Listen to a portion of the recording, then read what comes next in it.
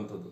ಆದರೆ ಇಲ್ಲಿ ಏನಾಗಿದೆ, ಕಂಜನ್ ಆನೆ ಏನು ಮಾರ್ತಾಂಡ ಆನೆ ಮೇಲೆ ದಾಳಿ ಮಾಡಿದಂಥ ಸಂದರ್ಭದಲ್ಲಿ ಆ ಕಂಜನ್ ಆನೆ ಮೇಲೆ ನಿಂತಂಥ ಮಾವುತ ಅದನ್ನು ನಿಯಂತ್ರಣ ಮಾಡೋಕ್ಕೆ ಅಷ್ಟೇ ಹಸಾಹಸ ಮಾಡಿದ್ರು ಕೂಡ ಅವನ ನಿಯಂತ್ರಣಕ್ಕೆ ಸಿಗಲಿಲ್ಲ. ಪರಿಣಾಮವಾಗಿ ಇವತ್ತು ಮಾರ್ತಾಂಡ ಆನೆ ಇವತ್ತು ಸಾವನ್ನಪ್ಪಿದೆ. ನೋಡ್ರಿ, ವಿಪರ್ಯಾಸ ಅಂತಂದರೆ ಬಿಡಾರದಲ್ಲಿರುವಂಥ ಆನೆಗಳಿಗೆ ಕಾಲಕ್ಕೆ ಅವುಗಳ ದಂತನ ಕಟ್ ಮಾಡಬೇಕು, ಟ್ರಿಮ್ ಮಾಡಬೇಕಂತ ರೂಲ್ಸ್ ಇದೆ.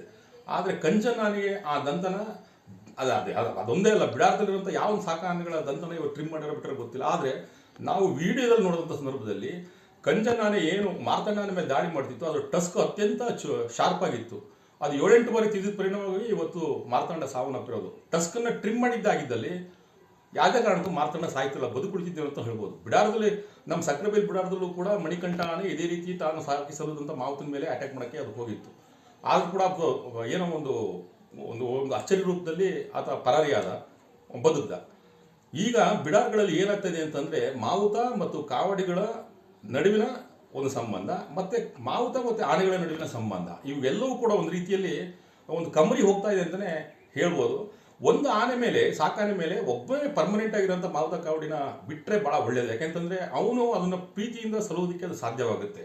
ಆಮೇಲೆ ಬಿಡಾರದಲ್ಲಿ ಏನು ಇವತ್ತು ಸಾಕಾನೆಗಳಿವೆ, ಈ ಸಾಕಾನೆಗಳನ್ನು ನೋಡೋದಕ್ಕೆ ಬರುವಂಥ ಪ್ರವಾಸಿಗರಿಗೆ ಅದು ಹತ್ತಿರ ಬಿಡುವಂಥದ್ದು ಒಳ್ಳೆಯ ರೀತಿಯಲ್ಲ. ಯಾಕಂದರೆ ವೈಲ್ಡ್ ಈಸ್ ಆಲ್ವೇಸ್ ವೈಲ್ಡ್. ಯಾಕಂದರೆ ಕಾಡಲ್ಲೇ ಹುಟ್ಟಿ ಕಾಡಲ್ಲೇ ಬೆಳೆದಂಥ ಆನೆನೇ ನಾವು ಪಳಗಿಸಿ ತರಬೇತಿ ಕೊಟ್ಟು ಬಿಡಾರ ತಗೊಂಡಿರ್ತೀವಿ.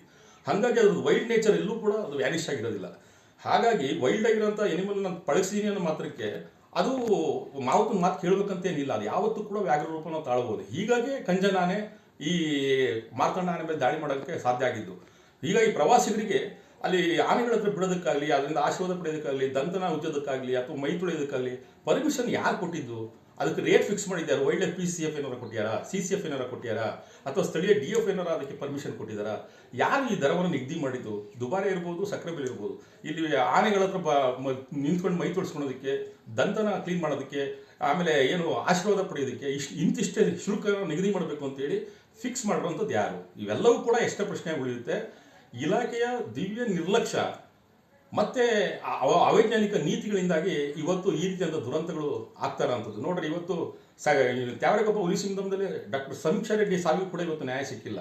ಇವತ್ತು ಪ್ರವಾಸಿ ಮಹಿಳೆಗಳು ಸಾವನ್ನಪ್ಪಿದೆ, ಅವ್ರಿಗೂ ಕೂಡ ನ್ಯಾಯ ಸಿಕ್ಕಿಲ್ಲ. 25 ಲಕ್ಷ ಪರಿಹಾರ ಕೊಡ್ತೀವಿ ಅಂತ ಬಿಟ್ಟು ಅರಣ್ಯ ಸಚಿವರು ಹೇಳಿರ್ಬೋದು. ಆದರೆ ಮುಖ್ಯವಾಗಿ ಬಿಡಾರಗಳಲ್ಲಿ ಇವತ್ತು ತುರ್ತಾಗಿ ಏನು SOP ಇದೆ ಅದನ್ನು ಮಾರ್ಗಸೂಚಿಗಳನ್ನು ಅಳವಡಿಸೋ ನಿಟ್ಟಿನಲ್ಲಿ ಅರಣ್ಯ ಇಲಾಖೆ ತುರ್ತಾಗಿ ಮುಂದಾಗಬೇಕು ಅನ್ನೋಂಥದ್ದು ವೈಲ್ಡ್ ಟಸ್ಕರ್ ಸಂಸ್ಥೆ ಆಗ್ರಹವಾಗಿದೆ.